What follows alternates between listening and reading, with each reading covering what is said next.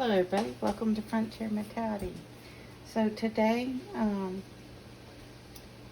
we're getting back into it. We're processing the kale for the mixed greens. I'm using a funnel to get it in. I'll pull the jar up in a minute and let y'all all see what I am doing, because this can be a little bit tedious. I was using scissors, but I nipped the glove, so let's not do that. Time I was breaking it down, I got a little tired, so. Okay, we're going to stuff this jar up to this rim right here, because this is where usually the 1 inch, half-inch headspace is. Like I said, I've got a funnel. You can, when you're pressure canning, you can use salt. You don't have to use salt. I don't know your health concerns or whatever. If you got high blood pressure, you might not want to use salt. But what I'm doing now is I'm pouring water into my jar. It's warm water. It's not like uber hot or anything. It's just warm. I will drop you down and let y'all watch on the next one that we're going through. Cut you down a little bit. Sorry, I'm having to step weird because Joy has decided to lay right at my feet. Okay, this is very important. You're gonna always debubble. When you got bubbles coming up, you want to see that. What you're doing is you're removing all the oxygen out of the bottom of your jar. Because remember, oxygen, when you're doing food, is your nemesis. You do not want any oxygen in your food. So we're going to top it off to that 1 inch headspace. Now, according to the bulb now, you don't have to heat your lids. I still heat my lids because it's the way I was taught. And what I did is I have vinegar on top of this paper towel, and I am going to wipe the top of my jar down with it. This helps remove any of the bits from the kale, or any from, I'm using a bouillon inside mine. So where did I do it? Instead of having an extra pot going, because these are really huge pots, I throw it down into my canner. I put the lid on. This is your band. And when you do this into your canner, you're just going finger tight. You don't want to crank it down. You just want finger tight. And then you place your jar into here. Now, if you have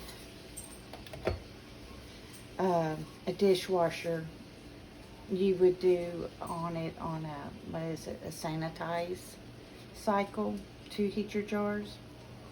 But I don't. So what I do for my jars is I put them in the oven at 200 degrees, and these are quarts, so I'm doing them for 20 minutes. And so that gets it to the level of sterilizations that's needed. Okay, let's get y'all down so you can see the important stuff. The jar's right here. Okay. So, like I said, I got tired towards the end, so my hands are clean. I did wash my hands. And it's a little bit warm, so But the kale will store just as it would mixed greens or collard greens. It straight up tastes like mixed greens.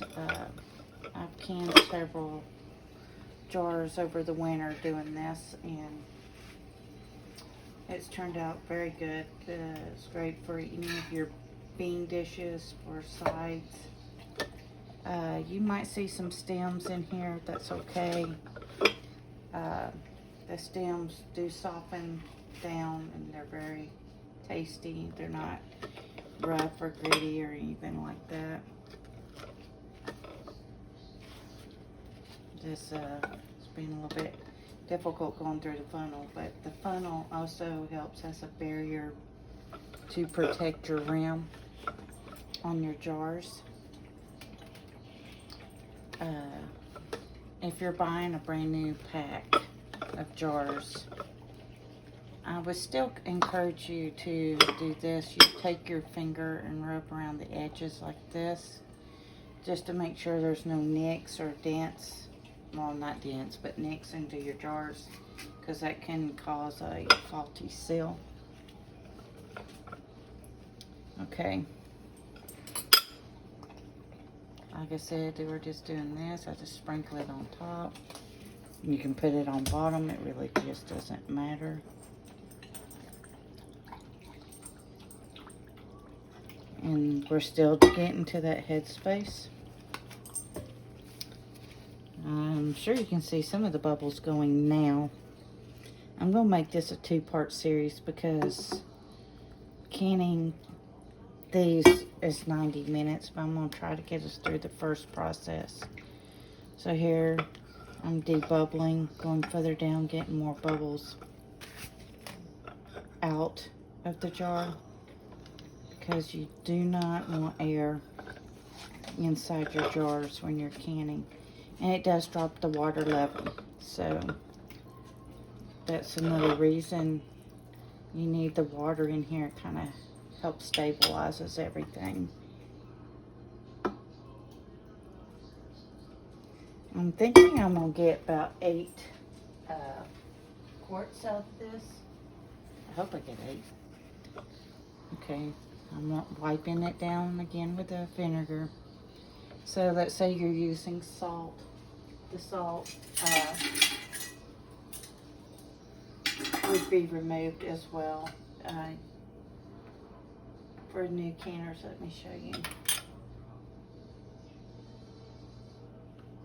This is the tacky rim that's going to seal onto your jar. And remember, we're just going finger tight. And by doing the finger tight, what this does is this allows the air to escape out the jar while you're canning it.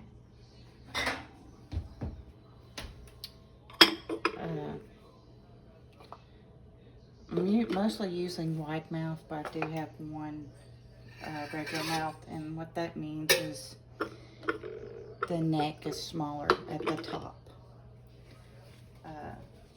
So yeah,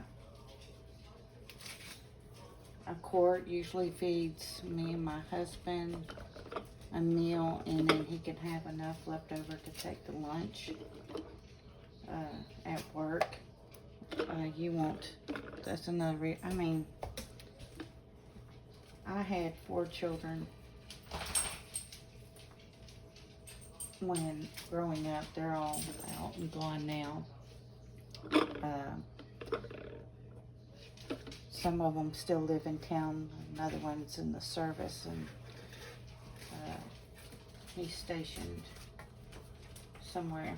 I'm not going to divulge his information because protection for him. But so yeah, we're just gonna do this and get it all stuffed in here. Like I said, these videos are long because there are steps that we're going to go through that are important, because this is your food and you want it You want safe food. So a tip, I'm going to just go ahead and I'll redo it later on the second video.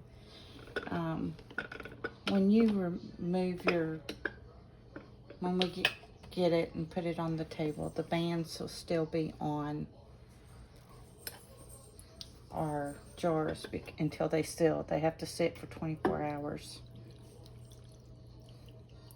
to make sure they sealed completely. And I know I'm going to have to add some more of it. Maybe you can see the bubbles. Watch right here as they come up. And that makes it a little cloudy, but it might also help you see it a little bit better.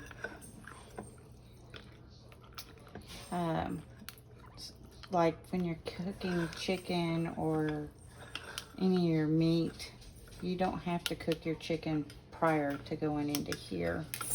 Your chicken, because it is a lean meat, will cook inside the jars.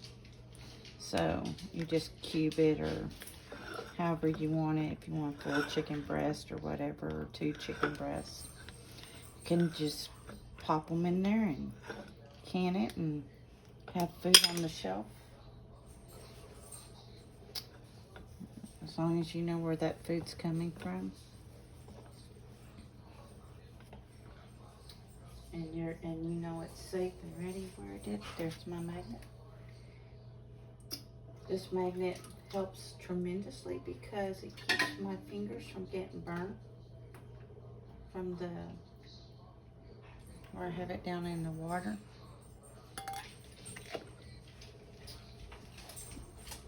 We put it in the water to loosen that seal I was telling you about and to make it more tacky.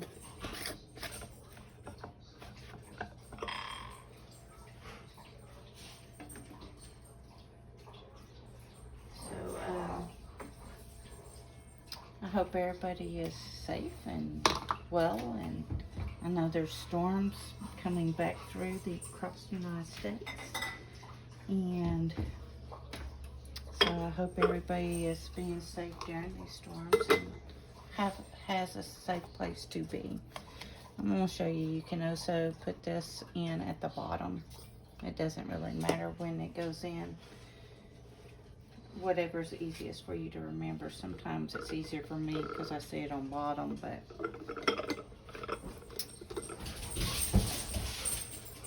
my dogs are doing their last little hoorah before bed. Playing, so Sadie's going to the hallway to get out of their way. But if you're putting up your canned goods and stuff, you should be close to your month and a half right now, so good job. A tip for beans and rice, like I said, you need to freeze them for 3 days. I'm going to bring you on a video and show you how I kind of put that up, because you can go to all different ways of putting that up, from back out, that's enough, from plastic bottles to buckets to Mylar bags to store it for long term. So I'll bring you back, and I need a little more water, so please hold.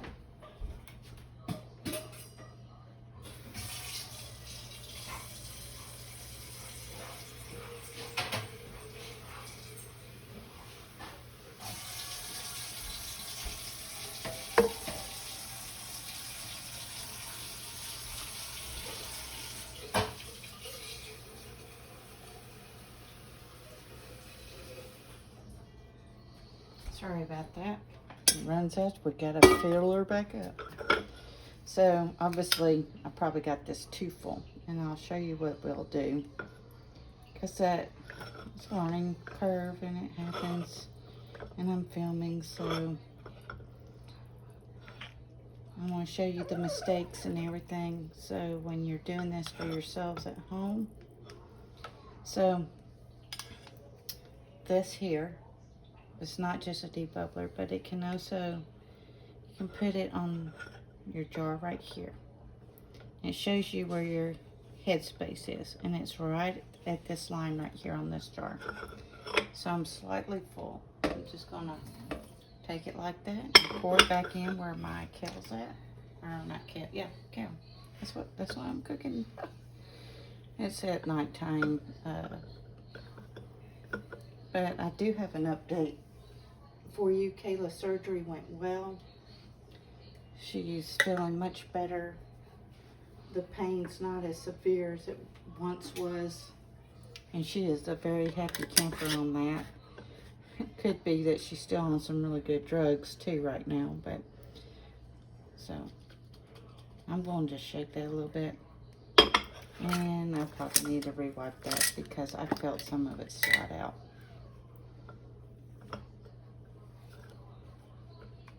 Okay. And remember, always finger tight, not crank down. And another tip, because my jars are hot coming out of the oven, I do have this pan over here on. Like I said, it's got the jars and the lids are in there, warming up in there. When you're pressure canning, it's either always hot jars, hot food, hot canner.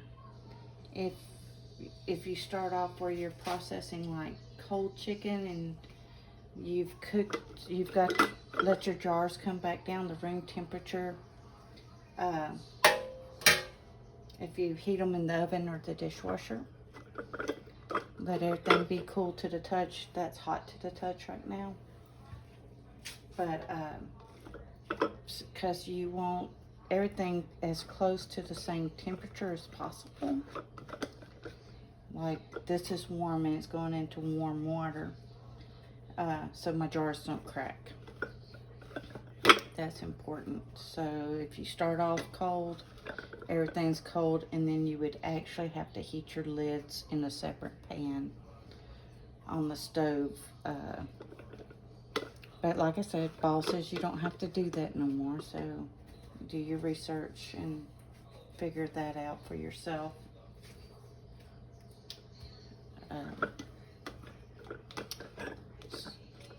Okay, put that back over there a little bit.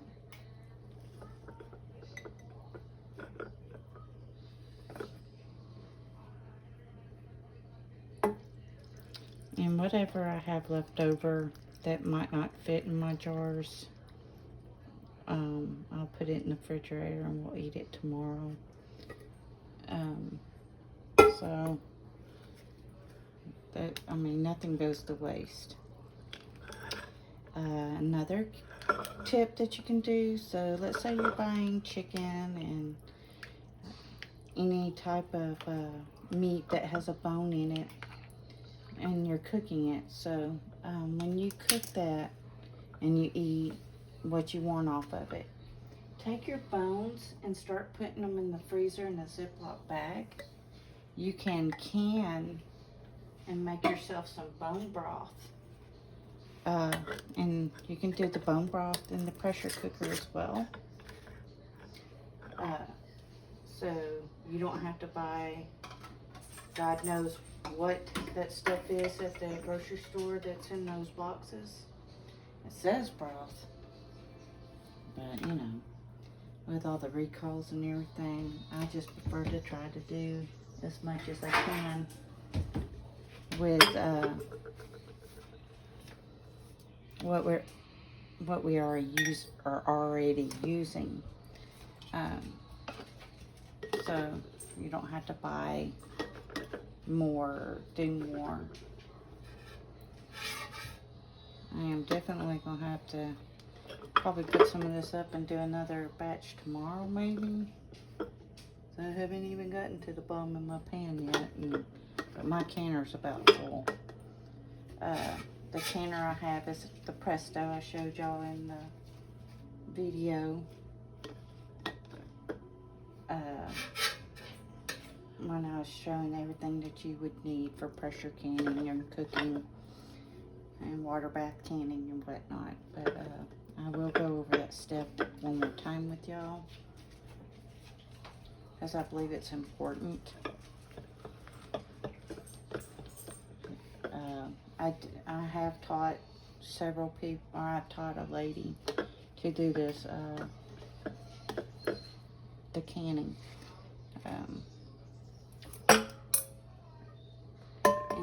But my in-law is actually the one that taught me how to can. One of my daughters has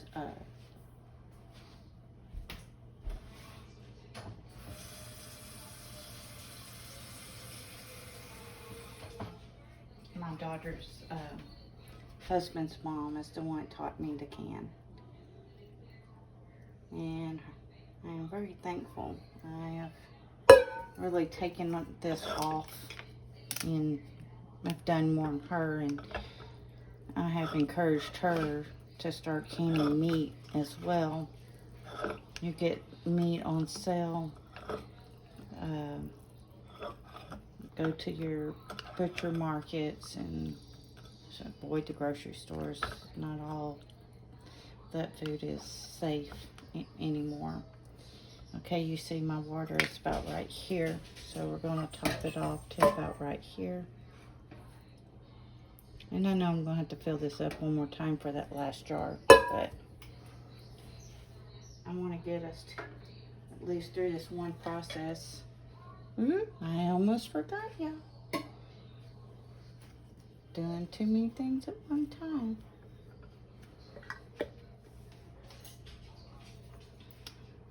It's okay. It's okay to get just a little distracted. How in the world did I do that? I need to put more jars than I thought, maybe. Come on out of there. Yeah.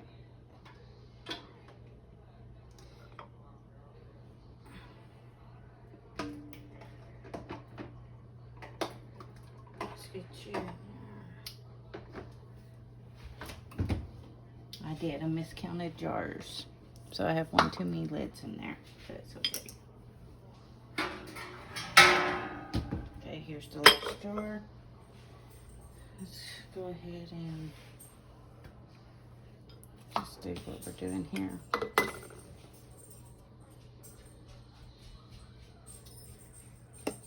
That just helps me remember. Like I said, you can do it at the beginning or you can do it at the end.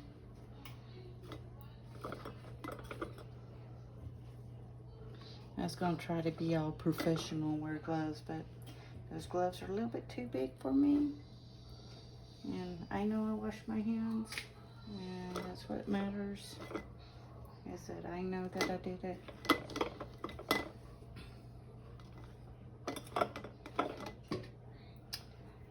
If I had thought a little ahead of time, I kind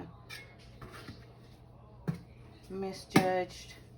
I could probably have done a half pint, but that's kind of ridiculous for this, so a half pint would only be a one serving. But I got enough left over for dinner, so I'm having mushroom raviolis tomorrow. So this will be a nice side dish to go with it as well. The ones that are already pre-cut are already in here.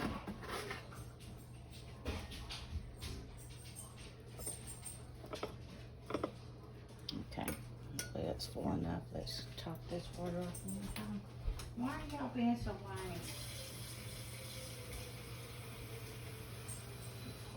There's nothing to be crying about. Okay. No, ma'am, be quiet. It's bedtime.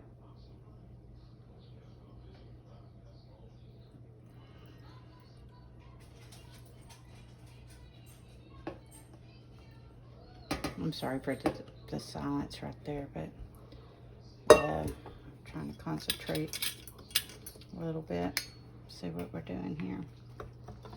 Yeah, I'll need a little bit more water, but still, I can still get in here and burp it. That's what it's also known as, if you're watching other people can, is letting the water, make sure that you get down in there, that it's considered burping the jar.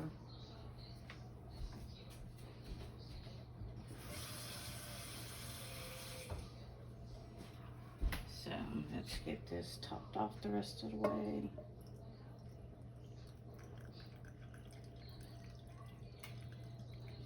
Perfect.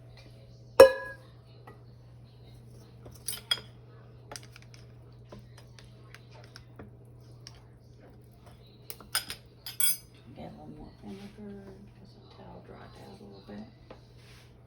So we're getting that.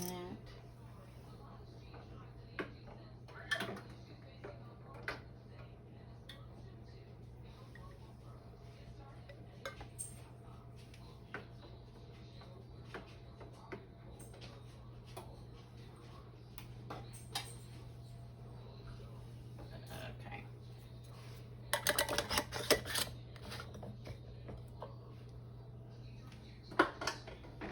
So let me bring you up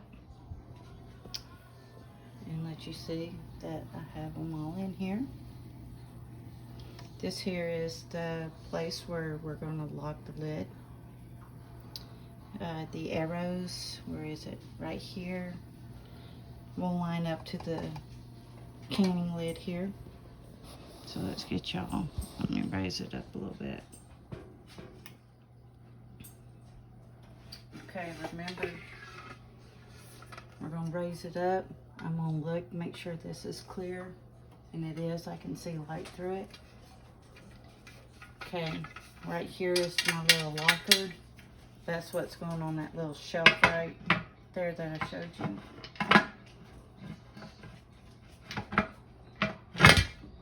And there, and then it twists shut. Love the Presto. So now I'm gonna cut it up on high. And I will show you what it's gonna do here in just a moment, but, oops, I forgot a step. Your vinegar that you have, take that off real quick. Any that you have left over, if you pour it down in here, will help keep your jars clean. And not have that scummy thing on, film on it. Hey, come on. There. Okay. While that builds up the pressure, remember the ball canning book. I went ahead, I've got a lot of pages marked, so let's find the one I marked for this.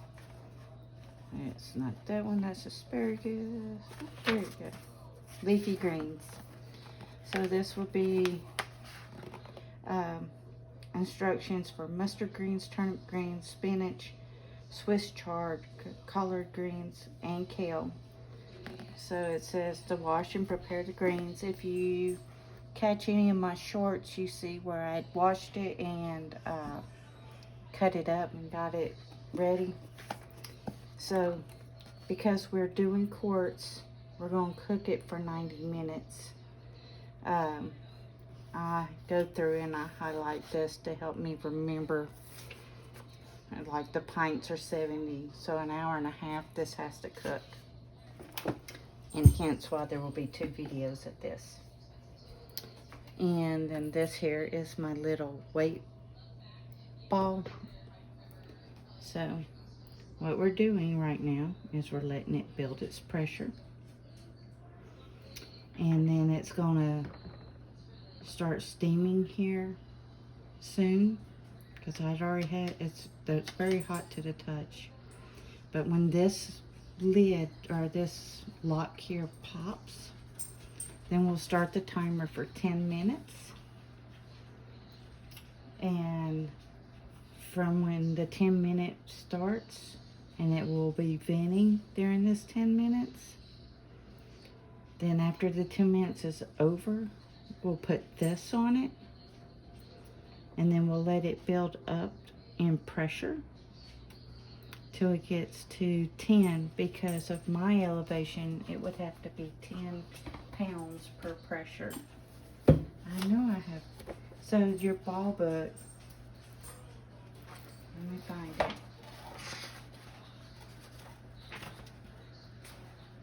actually has a section in the ball book. There it is. So if you know your